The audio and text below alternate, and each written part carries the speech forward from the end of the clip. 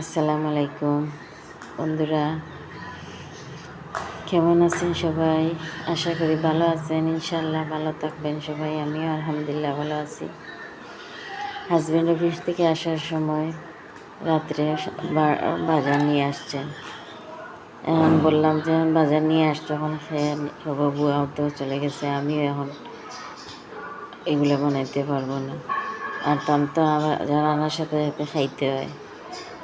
তারপরে নিজে বানাইছেন, ধুইছেন, রান্না করছেন, এরপরে আমরাও খাওয়াইছেন, তাই নিজেও খাইছেন। ভিডিওর মধ্যে দেখবা তাই ইলিশ মাছ কীভাবে বানাইরা, কীভাবে বাজি করবা। ভালো লাগলে আমার লাইক কমেন্ট করবা, শেয়ার করবা।